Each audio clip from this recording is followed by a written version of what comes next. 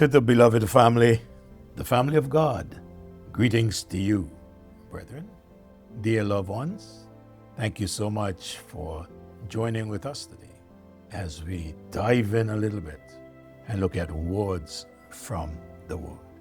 Charles H. Gabriel, the song entitled, "He is so precious to me." He said he stood at the heart's door mid sunshine and rain and patiently waited an entrance to gain. What shame that so long he entreated in vain, for he is so precious to me. For he is so precious to me. For he is so precious to me. 'Tis heaven below, my Redeemer to know. For he is so precious to me. So precious is Jesus. We go in a little deeper and we look at the seventh fact that I want to share with you. And in chapter 4 and verse 6, Paul speaks and used the word one again. He said, one God and Father of all, who is above all, through all, and in all. Paul, why is it that we need to be unified? Because throughout the scripture, there is just oneness. You remember in Jesus' prayer in John 17, he said, Father, I pray that they'll be one. He was leaving, and his desire was for the believers to become one.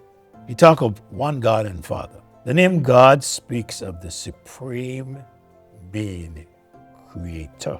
It speaks of him as omnipotent. It refers to him as omniscient, and God, the supreme creator, omnipresent, the one with eternal and necessary existence. God the Father is a title given to God in the Christian religion. He is the fourth person of the Trinity, the Heavenly Father. Paul has a custom of emphasizing God as Father. Blessed be the God and Father of the Lord Jesus Christ, who had blessed us with all spiritual blessings in heavenly places. That the God of our Lord Jesus Christ, the Father of glory, may give unto you the spirit of wisdom and revelation in the knowledge of him. That's what he said to the church at Ephesus in chapter 1, verse 3 and verse number 17. But in chapter 2, verse 18, he says, for through him we both have access by one Spirit unto the Father. He keeps ringing it in the ears of the church at Ephesus in chapter 3 and verse 14, for this cause I bow my knees unto the Father of our Lord Jesus Christ. And in chapter 5 and verse number 20, he said, giving thanks always for all things unto God and the Father in our Lord Jesus Christ. You and I, who are children of God, we must see ourselves as children of God, as one family, loving and serving the same God. Unity. This God that we are loving and serving is our Father. This should help us to walk together in unity. Just as respect must be given to our earthly Father in the home, even more so it is to be given to our Heavenly Father in order to have unity among us.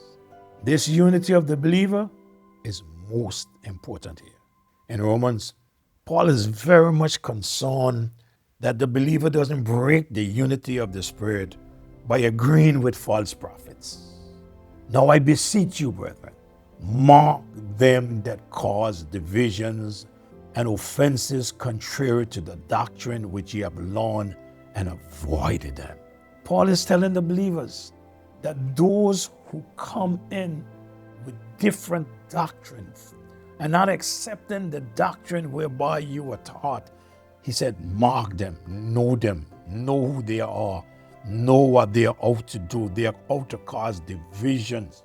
They are causing offenses, which is contrary to what you have learned. He said, now I want to mark them. He said, avoid them. False doctrine brings about division. For they that are such serve not our Lord Jesus Christ, but their own belly, and by good words and fair speeches deceive the hearts of the simple. For your obedience is come abroad unto all men. I am glad therefore on your behalf, but yet I would have you wise unto that which is good, and simple concerning evil. And the God of peace shall bruise Satan under your feet shortly. The grace of the Lord Jesus Christ be with you. Amen. Apostle John also warns us concerning the very same. Paul told the Ephesians, there's one God the Father. In 2 John, there's only one chapter, in verse 6 and onward, he says, and this is love, that ye walk after his commandments. What is love? He say, this is love, that we walk after his commandments. This is the commandment, that as ye have heard from the beginning, ye should walk in them. And now, John comes to what he wants to explain to people. Something seems to be bothering him. He says, for many deceivers are entered into the world. And I must tell you, if there were many deceivers in John's day, you could only imagine how many there are today. He said, be careful with them. Why? He said, who confess not that Christ is come in the flesh. This is a deceiver and an antichrist. Many people say to you today, I believe in God, but I do not believe that Jesus Christ is the Messiah. I don't believe in this story about he went to the cross to die for my sin. I don't. He said, that person is antichrist. He said, look to yourselves that you lose not those things which ye have wrought, but that you receive a full reward. Whosoever transgresseth and abideth not in the doctrine of Christ hath not God. It doesn't matter how a person say that I am a child of God. If they do not believe in Jesus Christ, they do not the God that they speak about. He that abideth in the doctrine of Christ, he had both the Father and the Son. I often ask people, what if you are right that there is one God and Jesus Christ is nothing but a prophet? What would you lose if you're right? He said, nothing. I said, what would I lose if you are right? You believe in God. I believe in God too. And this guy said to me, nothing. But I turned around and I asked him, what would you lose if I am correct that Jesus Christ is the Messiah, the Son of God? What if the Bible is correct and Richard is right? What would you lose not accepting him? He said, I'll be in trouble. The Bible said, he that abideth in the doctrine of Christ, he had both the Father and the Son. And notice what John said. If there come any unto you and bring not this doctrine, receive him not into your house, neither bid him Godspeed. If he come to you, don't care how he dressed, and he's not coming to you with the doctrine that Jesus Christ is the Son of God, John said, don't even leave him come inside of your house. And when he going, don't even bid him Godspeed. Go ahead. If they come in unto you and bring it not this doctrine, receive him not into your, neither bid him Godspeed. For he that biddeth him Godspeed is partaker of his evil deeds. So if you entertain that person, you're a partaker of the evil deeds. Here's what I have learned. The local church cannot believe in peace at any price. God's wisdom is first pure, then peaceable. But the wisdom that is from above is first pure, peaceable, gentle, easy to be entreated, full of mercy and good fruit, without partiality, without hypocrisy. As children of God, we are God created, God loved, God saved, God fathered, God controlled, God sustained, God filled, and God blessed. This God, our Father, is above all. We are his people, under his sovereign rule, which is omnipotent. To put it simple, all-powerful. He is all in all. Paul wrote to the Roman believers, he said, in chapter 11, verse 36, for of him, and through him, and to him are all things, to whom be glory forever. Amen. Many scriptures there is that speaks of God, clearly of who he is, God the Father. Scriptures that exalt him.